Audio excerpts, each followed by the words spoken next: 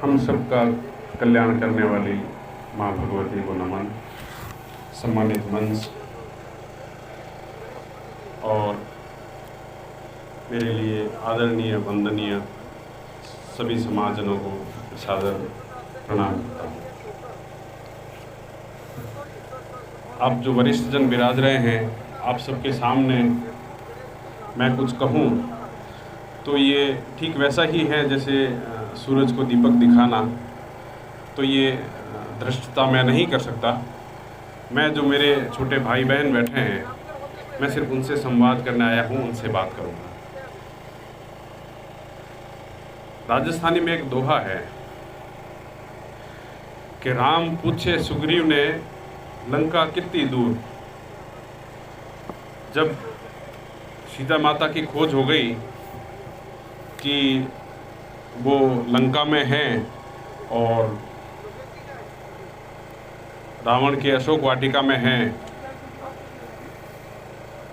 और भगवान राम और उनके साथ सुग्रीव और सारी वानर सेना समुद्र के इस छोर इधर थे, तो उन्होंने सुग्रीव को पूछा, अपने मित्र को, कि लंका यहाँ से कितनी दूर है। तो राम पूछे सुग्रीव ने कि लंका कितनी दूर। सुग्रीव ने जवाब दिया कि आलसी अलगी घनी और उद्यमी हाथ हजूर।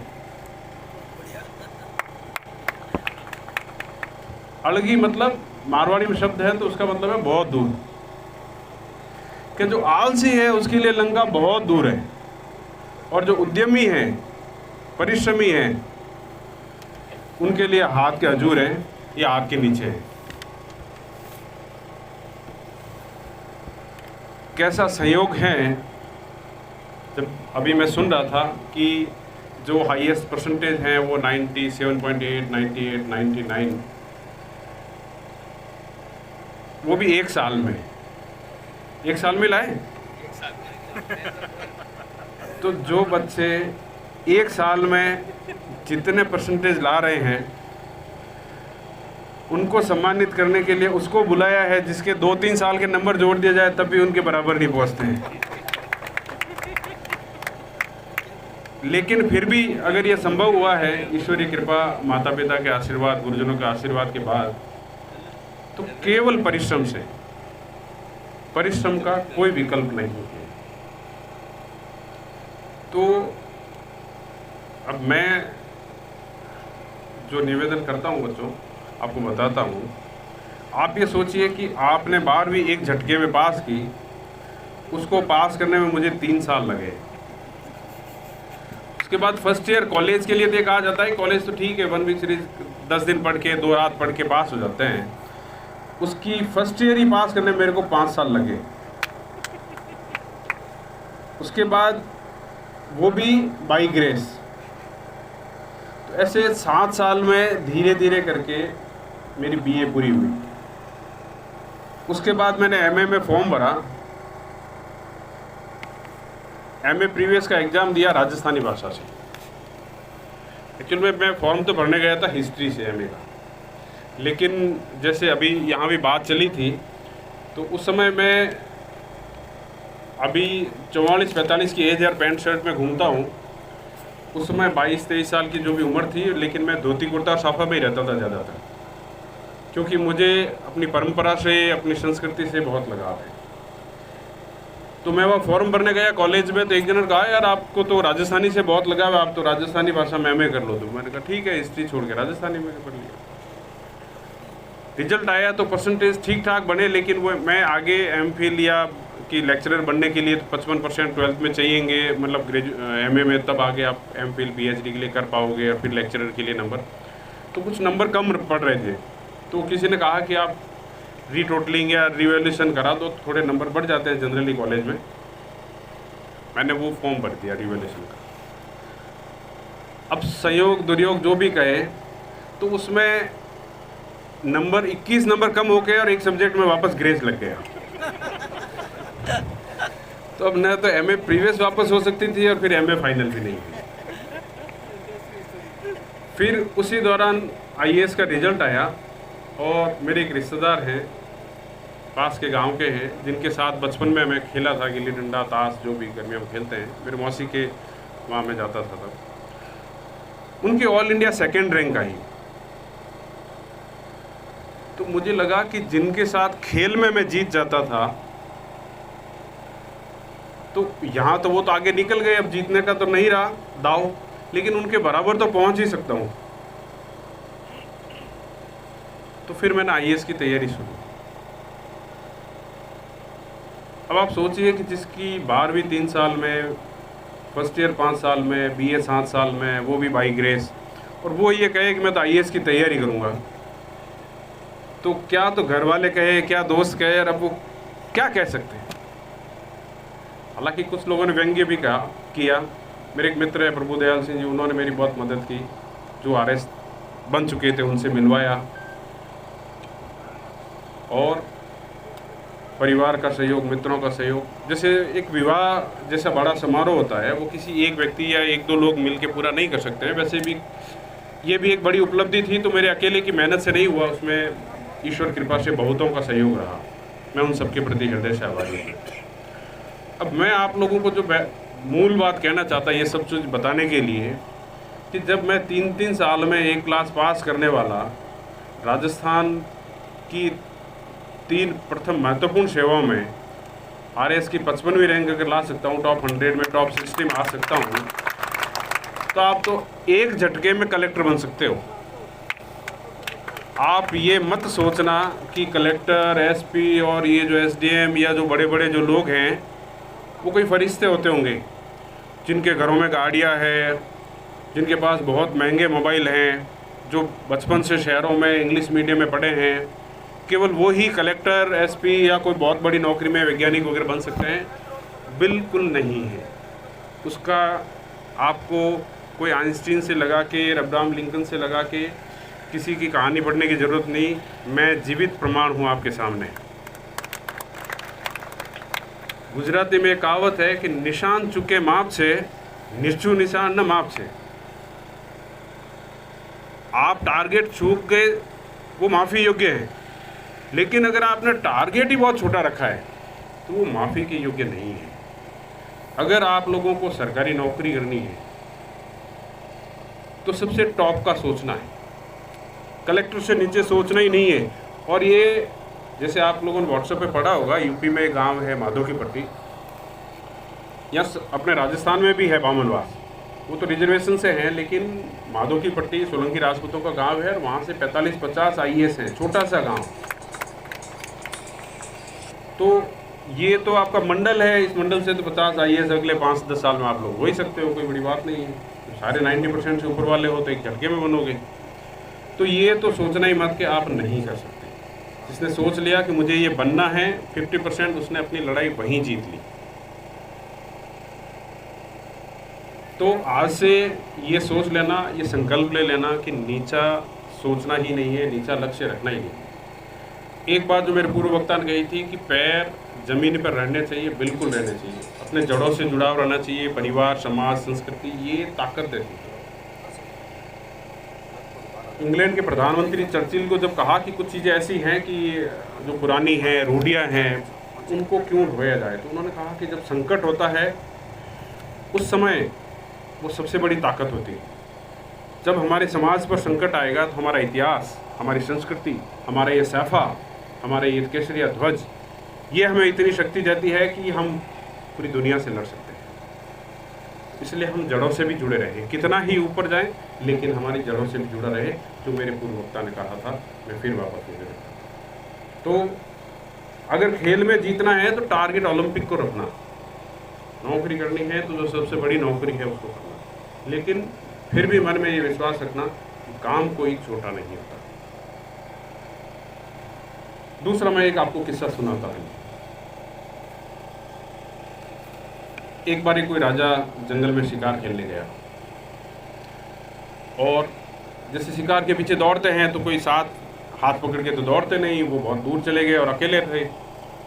वहीं पर एक शेर ने हमला किया, तभी कोई 4 युवक बीच में आए और उन्होंने, जो जंगल के थे, उन्होंने राजा को बचाया। राजा बहुत खुश हुए। फिर उन्होंने उसको कहा कि मैं यहाँ का राजा हूँ और तुम हमारे दरबार में आना। तो वो गए, जिस दिन बुलाया उनको, उनको पूछा कि आप लोग, आपकी इच्छा क्या है, एक एक को बुलाया। तो सबसे पहले आया, उसने कहा साहब मेरा कच्चा घर है, झोपड़ी है, बरसात में पानी छूता है, हर साल मुझे रिपेयर कराना पड़ता है, आप मेरा मकान बनवा दो।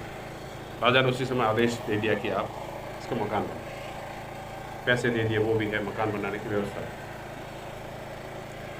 फिर दूसरे को बुलाया, उसने कहा साहब कि मेरे पास कोई रोज़गार नहीं है, मुझे कोई नौकरी दे दो। तो पूछा तू क्या नौकरी कर सकता है, उसने जैसी अपनी योग्यता थी वो बताया, उसको वो रोज़गार मिल गया, उसको नौकरी दी। तीसरे को बताया तो वो थोड़ा समाज सेवी प्रकृति का था, पूरे गांव की सोचता था। उसने कहा साहब कि हमारे गांव का बरसात के दिनों में रास्ता कट जाता है, बाहर से बड़े शहर से, राजधानी से संपर्क कट जाता है, आप हमारे गांव के लिए रास्ता बनवा दीजिए। राजा आज्ञा पारित हो गई और रास्ते के लिए भी निर्णय हो गया। चौथे व्यक्ति को बुलाया कि बोल तुम्हें क्या चाहिए। तो उसने कहा कि सर गुस्ताखी माफ़ हो, अगर मेरी मांग उस लायक नहीं हो तो माफ़ करें, लेकिन मेरा निवेदन यह है कि आप मेरे घर जीवने पधारें। राजा ने कहा ठीक है, मेरा वचन है तो मैं आऊँगा।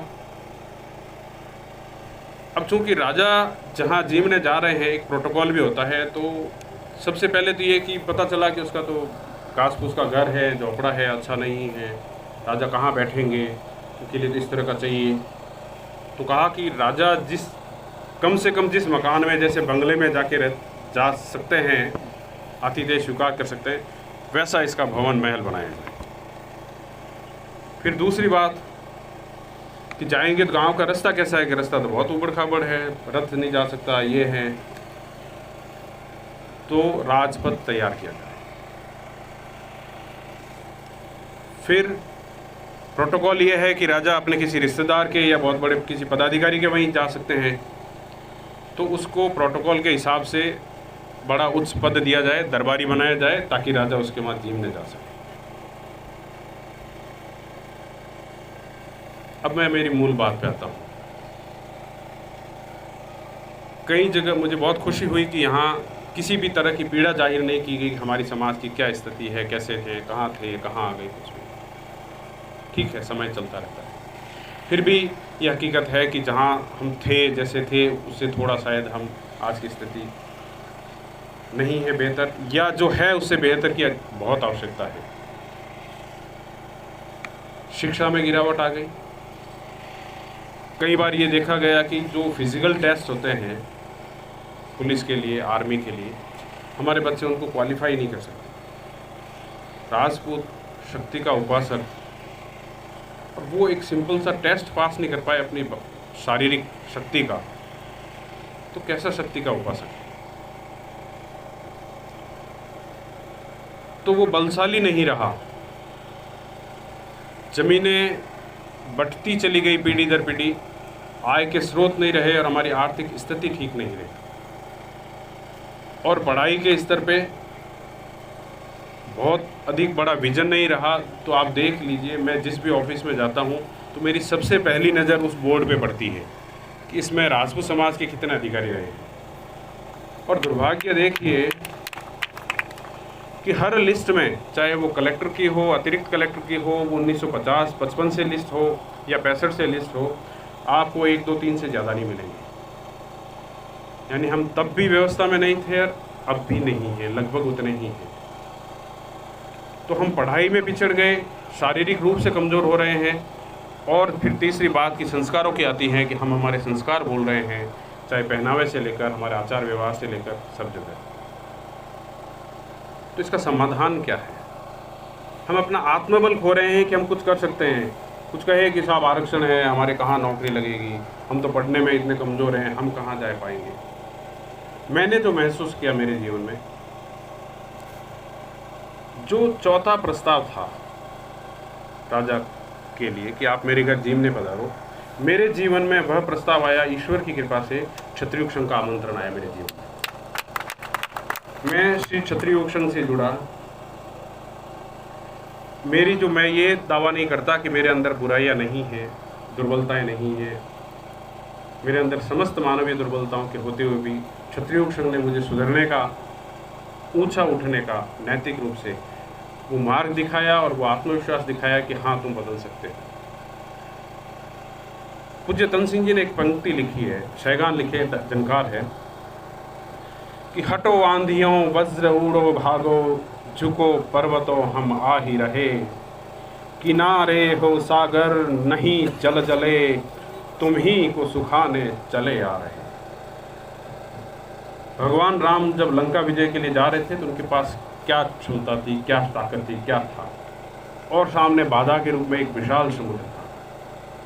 ध्रुव जब भक्ति करने के लिए भगवान से मिलने के लिए गया तो पहाड़, जंगल, कितने सारे संकट थे, लेकिन कोई संकट उनके संकल्प को छोटा नहीं कर पाया। तो श्री क्षत्रियोग संघ से जुड़कर वो जो आत्मविश्वास, विश्व विजय तक कर लेने के जो भाव हैं, आत्मविश्वास है, वो मेरे अंदर जगा। अगर वो भाव, वो आत्मविश्वास मेरे अंदर नहीं आया होता तो 12वीं BA इस तरह से गिर कर, लुढ़क कर पास करने वाला IAS के लिए नहीं सोच सकता था। सौभाग्य या दुर्भाग्य या संयोग दुर्योग जो भी कहें, जब मैं दिल्ली गया उसी साल में एवरेज हो रहा था। मैं सितंबर में दिल्ली गया, अक्टूबर से कोचिंग क्लास अटेंड की, IAS का पेपर मई में था। पेपर देकर मुझे विश्वास नहीं हुआ कि मैं पास हो जाऊंगा। मैं घर आने के लिए सोच रहा था। तो वो जो 4-6 महीने मेरे को ढंग से मिले थे, उसमें ही मैंने प्री पास कर लिया था।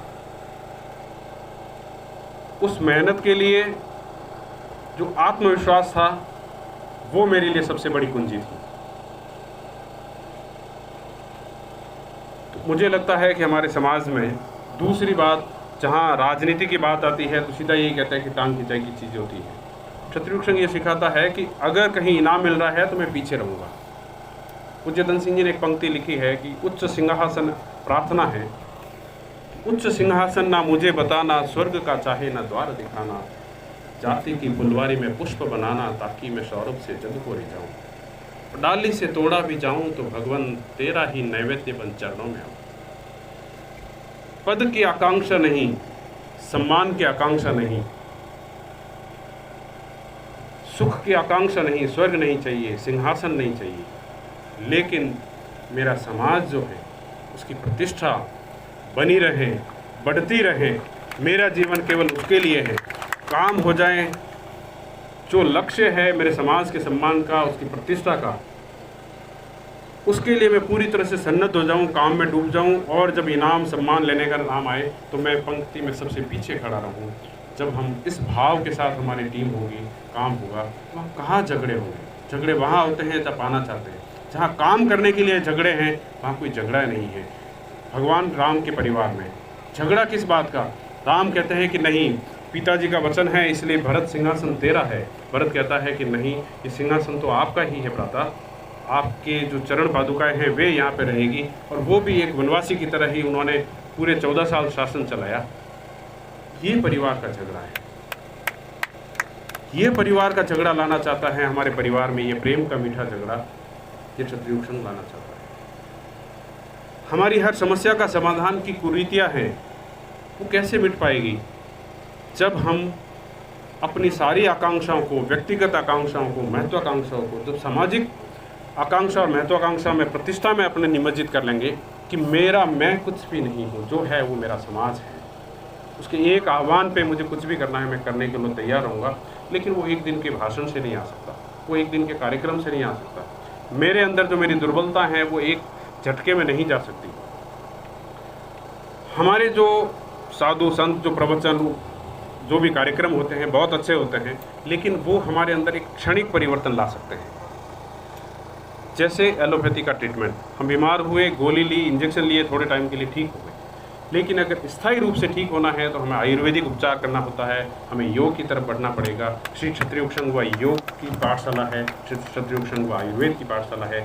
हमारे रुग्ण समाज को, हमारे रुग्ण व्यक्तित्व को फिर निखारने के लिए, उसे स्वस्थ बनाने के लिए, तो मैं आप सभी से करबद्ध निवेदन करता हूँ और माँ भगवती से प्रार्थना करता हूँ कि मुझे श्री क्षत्रियोग संघ से जुड़े रखें, मुझे उसमें डुबाए रखें, और मेरे समाज के जो बंधु हैं, जो भविष्य हैं, और हम सब उस राह पर चलें कि जो मेरा सब कुछ मेरे समाज का है और मेरा समाज क्षत्रिय समाज है। जैसा भगवान सिंह जी कहते हैं कि हम राजपूत हैं, लेकिन गारंटी नहीं कि हम क्षत्रिय हैं। क्षत्रिय हम केवल कर्म से हैं। जो राजपूत नहीं होकर भी अगर क्षत्रियोचित कर्म कर रहा है तो वह भी क्षत्रिय है। तो हमने तो हमारे अंदर खून में, हमारे जीन में वह सब कुछ है, और वह जब गुण आ जाएगा तो कोई भी कार्य, चाहे वो IAS का एग्ज़ाम हो, चाहे वो ओलंपिक का गोल्ड मेडल हो, और या साधना को उच्चतम शिखर छूना हो, कोई हमारे लिए असंभव नहीं लगेगा, कठिन नहीं लगेगा। तो मैं आज आप सबका आभारी हूँ कि जिस योग्य मैं नहीं हूँ, ईश्वर इतना कृपालु है कि उसने मुझे वो सारे सुख दिए। मैं इस योग्य नहीं हूँ इस सम्मान का कि इस मंच पर बैठ सकूँ, मेरी जगह तो वहाँ थी, फिर भी आपने मुझे बिठाया, बुलाया। मैं उस सब के लिए आप सबका हृदय से आभारी हूँ, आप सबको प्रणाम करता हूँ। मेरे कहने में जो त्रुटि हुई होगी उसके लिए भी मैं क्षमा चाहता हूँ, और मैं माँ भगवती से प्रार्थना करता हूँ कि मेरे ये नन्हे मुन्ने भाई बहन, कल हम इनको मंच पर बिठाएं, मंच की जगह छोटी पड़ जाए इनके सम्मान के लिए, ऐसी उपलब्धियां हासिल करें। इन्हीं प्रार्थना के साथ मैं आपको प्रणाम करते हुए अपना स्थान ग्रहण करता हूँ। जय श्री शक्ति।